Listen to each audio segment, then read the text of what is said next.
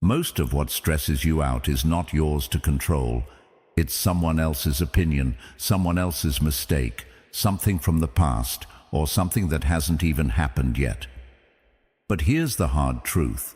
The more time you spend worrying about the external, the more power you give it over your internal world. And in the end, it's not the chaos around you that breaks you. It's the chaos inside you that you never learn to calm.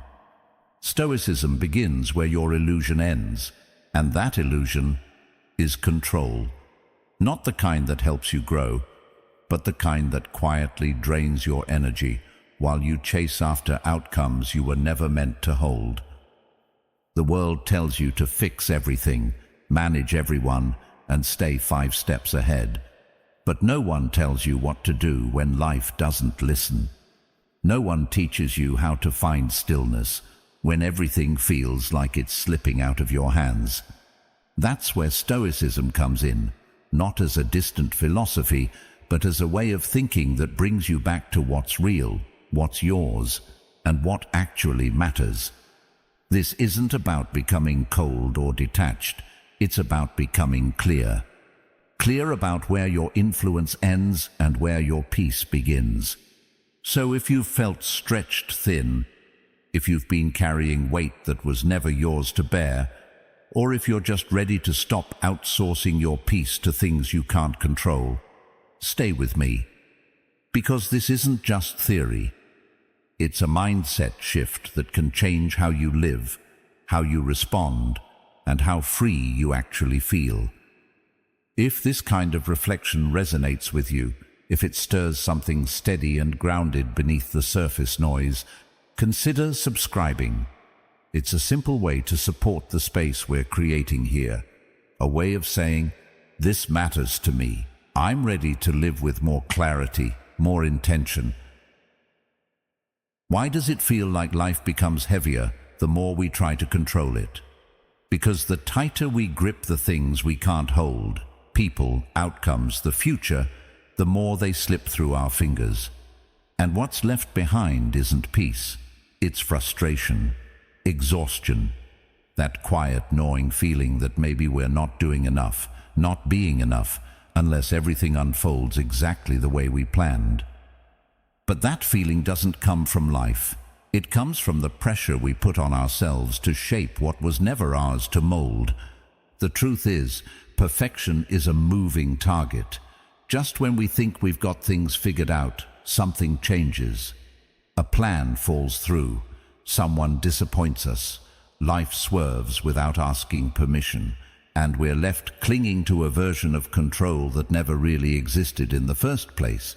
It's sneaky, this kind of control. It wears the mask of responsibility, of discipline, even of love. But what it really is fear dressed up as strategy. We tell ourselves that worrying is a form of preparation, that anxiety keeps us alert, that planning for every possible outcome is the responsible thing to do. But as Carl Jung once said, what you resist persists. And often, what we're really doing is resisting uncertainty. We fear what we can't predict. We fear being misunderstood, unseen, unloved. And so we grip tighter, thinking maybe, just maybe, if we hold on hard enough, the world will bend to our will.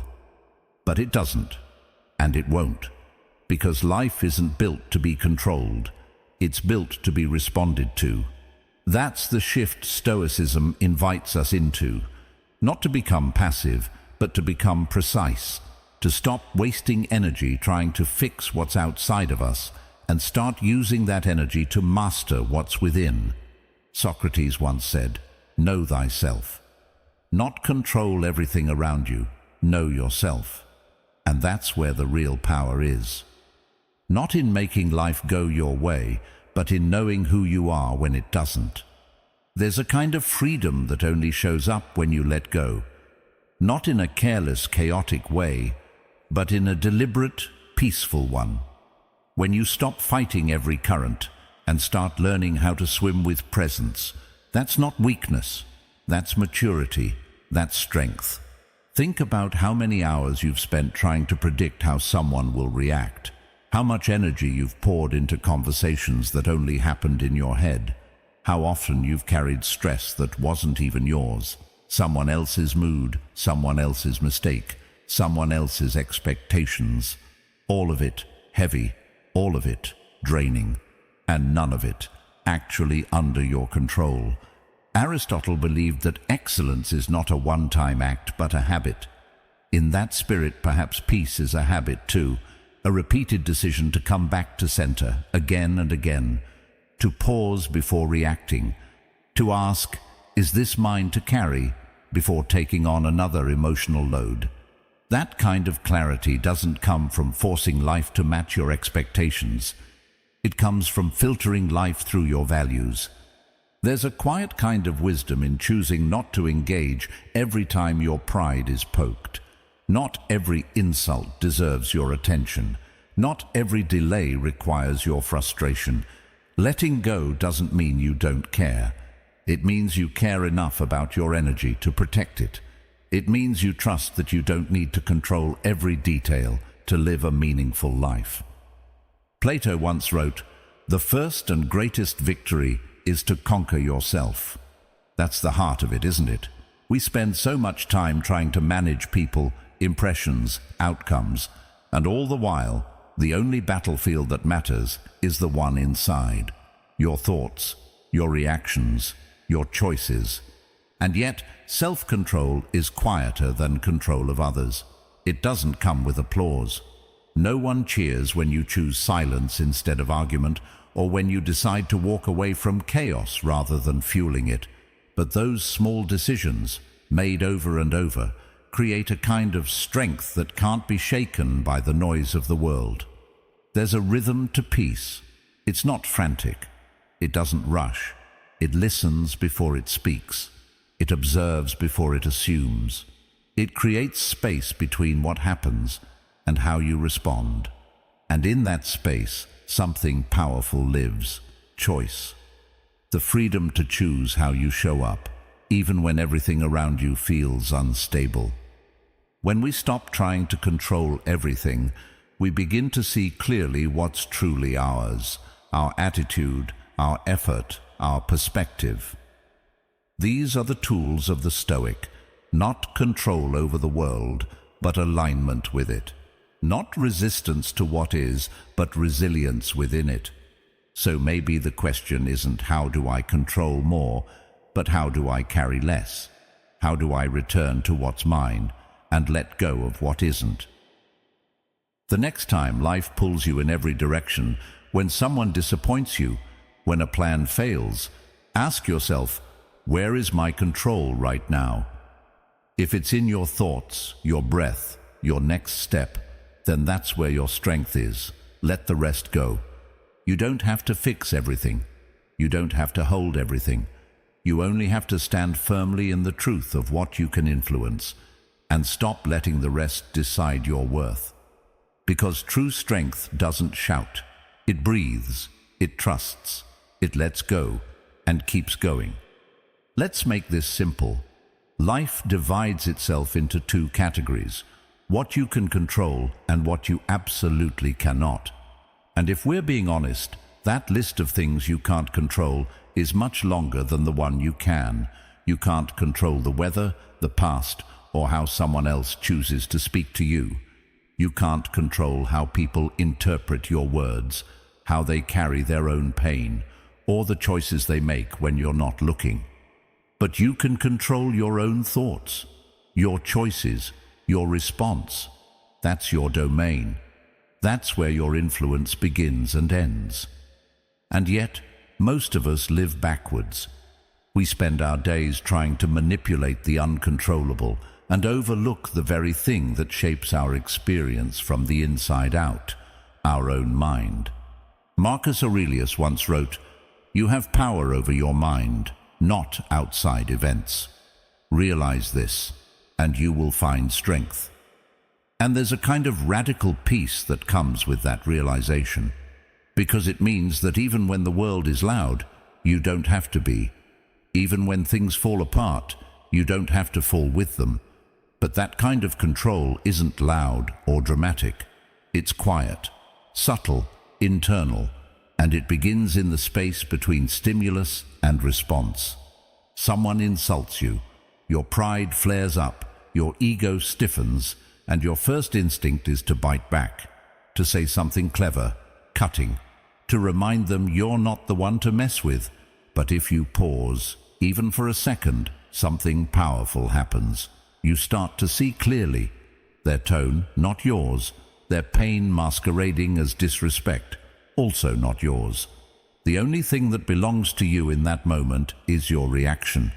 And when you recognize that, you take your power back, not by dominating the moment, but by refusing to be dominated by it. Socrates believed that self-knowledge was the foundation of all wisdom. Know thyself, he said again and again. But knowing yourself isn't just about understanding your strengths or passions. It's about understanding what is truly under your control. It's about recognizing that you don't need to attend every argument you're invited to, that your value isn't determined by someone else's inability to see it, that the world might be on fire outside your window, but if your inner world stays grounded, you haven't lost. Still, this mindset doesn't come naturally. From a young age, we're taught to focus outward. Be likable, get approval, win, fix, predict, prevent. But what no one teaches us is how to filter that chaos through something steady, our own clarity. We grow up thinking that if we just try hard enough, we can change how people see us. We think if we say the right thing, we can heal someone else's wounds. If we anticipate enough outcomes, we can avoid pain altogether. But that's not clarity, that's control dressed as fear, and it's exhausting. Carl Jung once said, "Until you make the unconscious conscious, it will direct your life and you will call it fate." And most people are living exactly like that, ruled not by what's happening, but by how they interpret what's happening. That's why two people can go through the same event and walk away with completely different experiences. One is destroyed, the other is defined, not because the situation was different, but because their mindset was. So what would it look like to flip the script, to stop trying to manage the uncontrollable and instead master what's always been yours?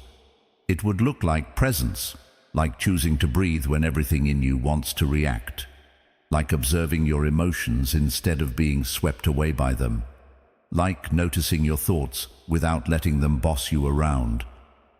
It would look like restraint, not because you're suppressing, but because you're directing. It would look like intentional action instead of impulsive reaction. And maybe most of all, it would feel like freedom.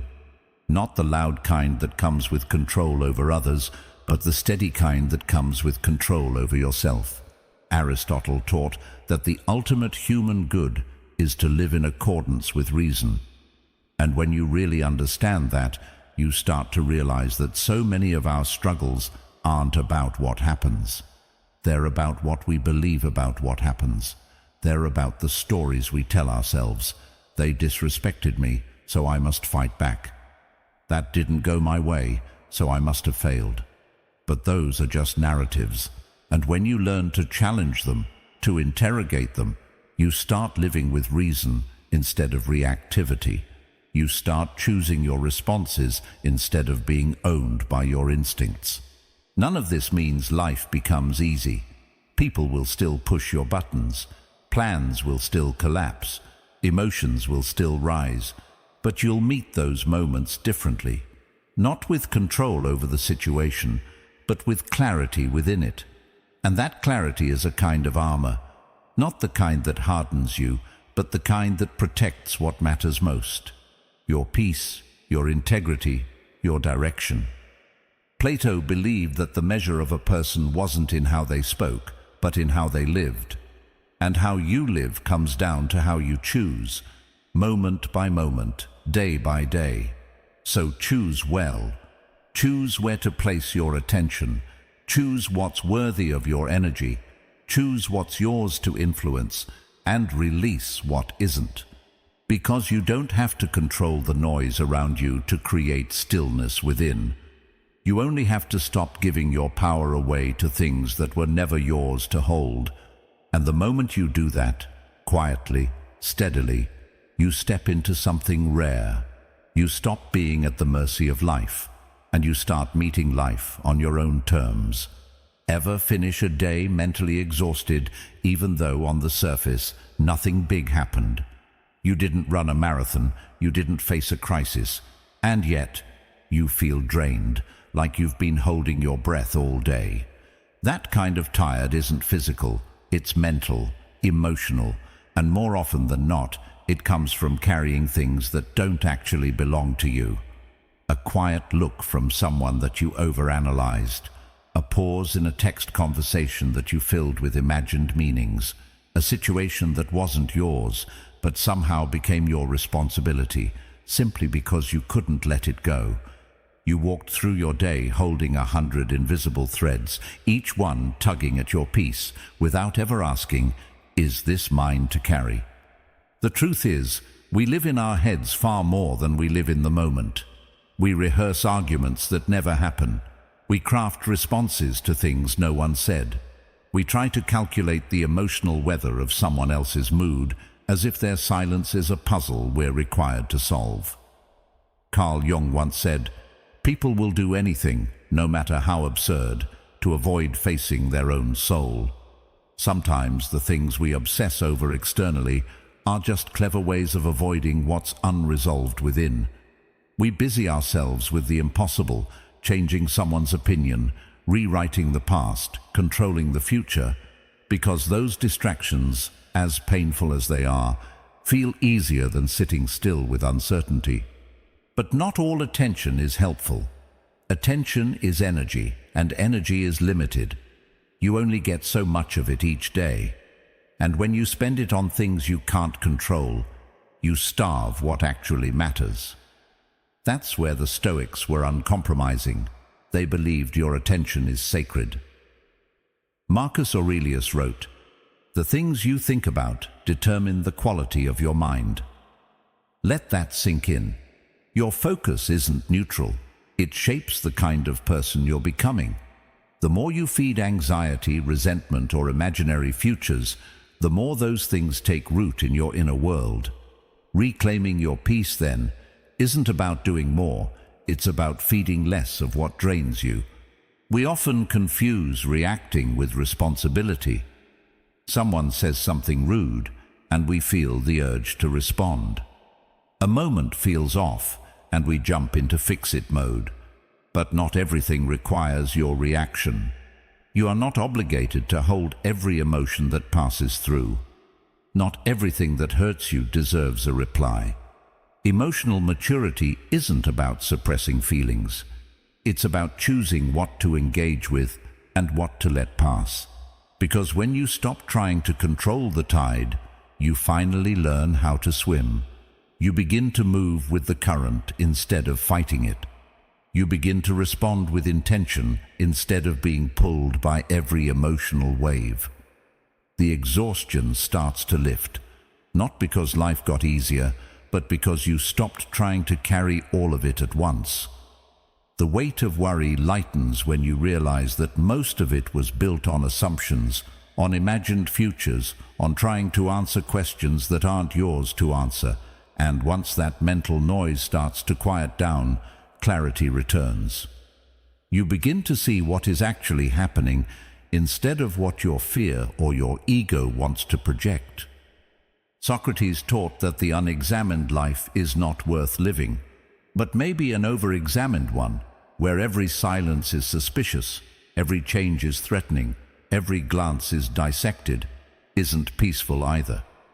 There's a balance to be found, a middle path between awareness and overthinking. You're allowed to let some things be unclear. You're allowed to not have the last word. You're allowed to say, "This is not mine," and walk away. And every time you do, you make space for something better. Space to rest, space to breathe, space to focus on what is yours, your thoughts, your effort, your boundaries, your peace. Energy, once reclaimed, changes everything. Conversations become lighter because you're not secretly trying to prove something. Decisions become easier because they're not tangled up in someone else's expectations. Even stillness becomes productive because you're no longer measuring your worth by how much you're fixing. That's the shift, when your value stops being tied to what you control and starts being grounded in how you respond to what you can't. Aristotle said, "Knowing yourself is the beginning of all wisdom."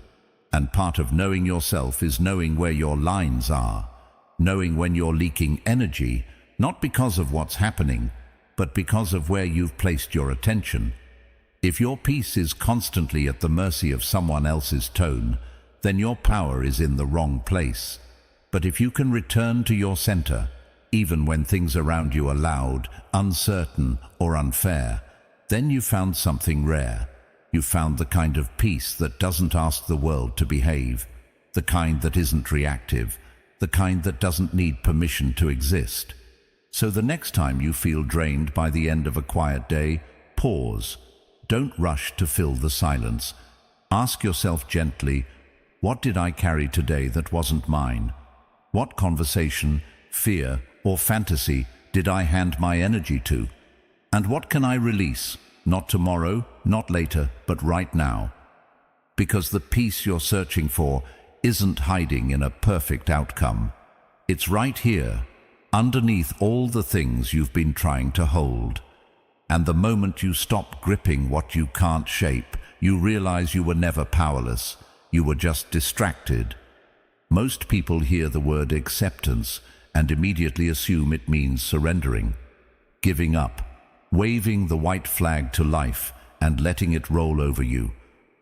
But that's not what acceptance is, not even close. Acceptance isn't weakness, it's clarity. It's the ability to see things as they actually are, not as you wish they were, or as they used to be, or as someone told you they should be. It's the moment you stop editing the story to make yourself more comfortable and start reading it for what it truly says.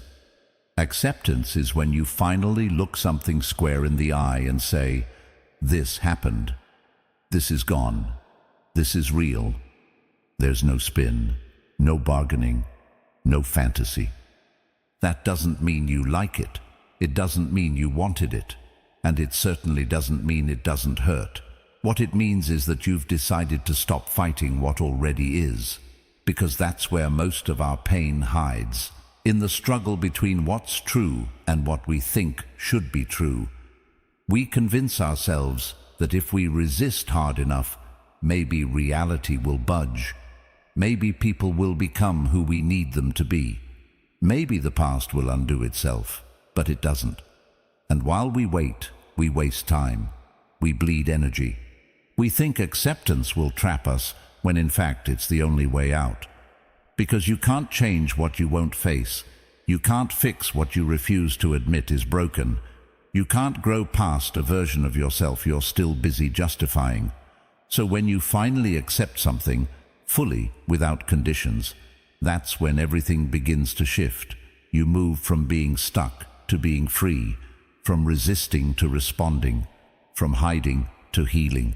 And it's not instant, it's not easy, but it is real. And real change only happens in the present, not in the imaginary world where things turned out differently, but in the world that actually is. Aristotle said, "It is the mark of an educated mind to be able to entertain a thought without accepting it." The same can be said of emotions and experiences. Acceptance doesn't mean you approve of what happened. It doesn't mean you pretend it was okay. It means you allow it to be what it is, without denial, without dramatizing, without dressing it up. That space between the facts and the stories we add to those facts, that's where suffering often hides, and acceptance clears that space. It strips things down, not to make life colder, but to make it clearer. Because clarity is strength. There's a kind of relief in finally saying, this is who they are, not who you hoped they'd become, not who they promised they were, but who they actually showed up as, consistently, clearly. And once you accept that, you stop arguing with their reality. You stop rewriting your past to justify your attachment. You stop trying to force love out of someone who never knew how to offer it. And that's powerful. Not because it erases the pain, but because it returns you to yourself. It puts you back in motion. Plato taught that truth is the beginning of every good, and truth begins with acceptance. The truth of a lost relationship, the truth of a closed door, the truth of your own flaws, your own limits, your own capacity to grow. We spend so much energy trying to keep certain truths out of view, hoping that if we don't name them, they won't hurt us. But it's not the truth that hurts. It's the fear of looking at it. Once you do, you realize it's not a wall, it's a mirror. And when you face that mirror, honestly, something shifts. You're no longer just reacting to the world. You're responding to it from a place of grounded understanding. Acceptance also demands a different kind of bravery. Not the loud kind that charges into battle, but the quiet kind that sits with discomfort without needing to escape it. Socrates believed that self-examination was the foundation of a meaningful life, and accepting what we find in that examination, even the parts we don't like, is where that meaning begins. That's when you start asking real questions. What now? Who do I want to become now that I've stopped pretending everything's fine? How do I build from here? Because that's the beauty of acceptance. It doesn't leave you empty. It makes space to rebuild, to create new meaning, to decide what matters going forward. When you're no longer tangled in fantasies or weighed down by denial, you can finally see the road ahead. Maybe it's uncertain, maybe it's difficult, but at least it's real. And real life is where all growth begins. There's nothing passive about facing what hurts you. There's nothing weak about acknowledging that something is over. In fact, that's where the strongest version of you is born. The one that doesn't need to control everything, doesn't hide from reality, doesn't collapse under the weight of disappointment. The one who stands up, looks around and says, "This is where I am, and I'm ready to begin again." So no, acceptance isn't giving up, it's waking up. It's the decision to stop wasting your strength on fighting what is, and to start using that strength to shape what can be. And when you make that shift, when you stop resisting and start responding with clarity and intention, you become something unshakable. Not because life got easier, but because you finally decided to meet it where it really lives, in the present, in the truth, in acceptance.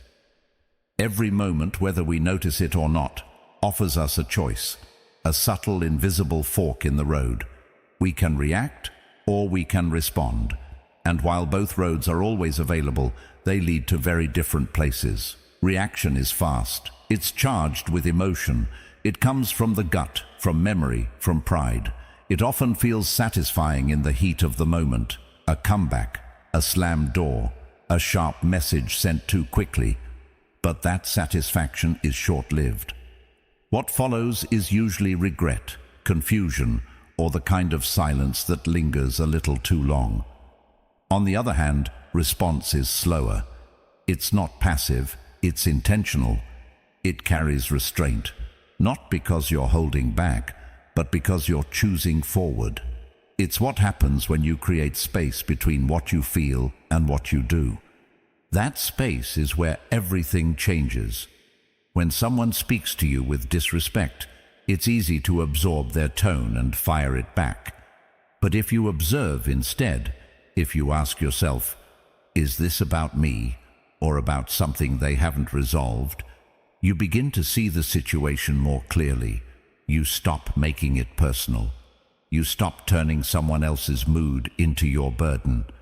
That's not weakness. That's wisdom. And the more you practice this, the more natural it becomes. You build a kind of inner pause button, and every time you press it, you reclaim your authority. Carl Jung said, "Between stimulus and response, there is a space. In that space is our power to choose our response. In our response lies our growth and our freedom." Most people never find that space. They live in reaction, habitual, automatic, unconscious. It's not because they're bad, it's because they've never been taught that there's another way. But once you become aware of that gap between what happens and how you act, everything slows down just enough to allow for choice. And with that choice, you become someone different, someone deliberate, someone who doesn't get pulled into every drama or every mood swing around them. This doesn't mean you never feel angry, sad, frustrated, or confused. It means you don't let those feelings run your life. Socrates once said, "No man has the right to be an amateur in the matter of physical training, but it is a shame for a man to grow old without seeing the beauty and strength of which his body is capable." Replace body with mind, and the same truth applies. If we never train our emotional responses, we never see the strength and clarity we're truly capable of. The discipline of response is a kind of inner fitness, one that keeps you steady when life feels chaotic. When plans fall apart, the mind naturally wants to spiral. It starts building worst-case scenarios, attaching meaning where there's none, blaming others or blaming yourself. But spiraling doesn't solve anything. What it does is create more chaos internally than what you are already dealing with externally. Response doesn't ignore the disappointment, it just redirects your energy. Instead of spiraling, you adapt. You take a breath, you look at what's still within reach, and you decide, what's the next right step from here? This isn't about controlling the world. That's the illusion most people fall for, that if they just try hard enough, they can manage everything outside of them.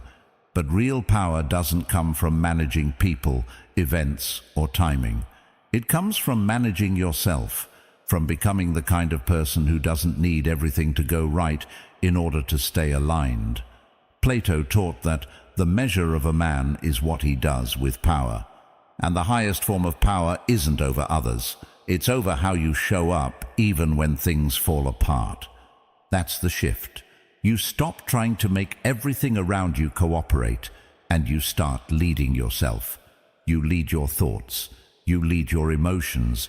You lead your reactions. It doesn't mean you're perfect. It means you're present. And that presence becomes your power. The world may still throw the same storms at you, but you won't be the same person who used to panic when they hit. You'll have trained for it, not through avoidance, but through awareness. Aristotle believed that excellence was not a one-time act, but a habit.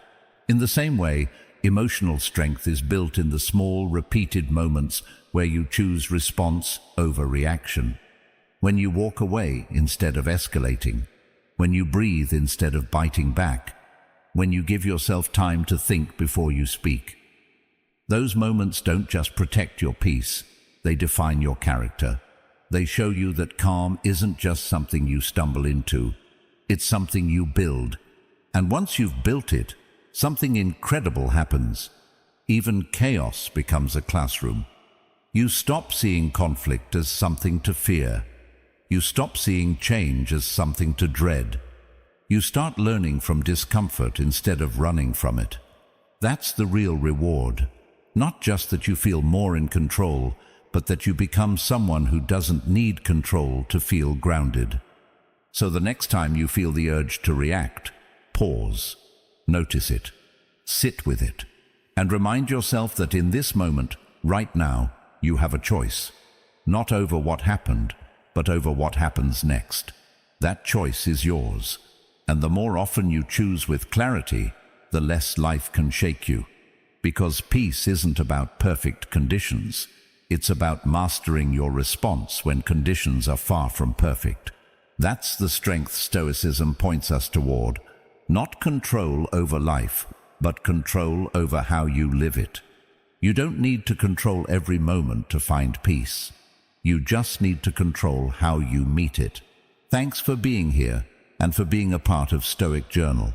If this message spoke to something real in you, there's another video on screen right now that will take you even deeper into this path of clarity and strength. Give it a watch. And when life feels heavy again, remember, this space is always here to help you reset. You're welcome back whenever you need it.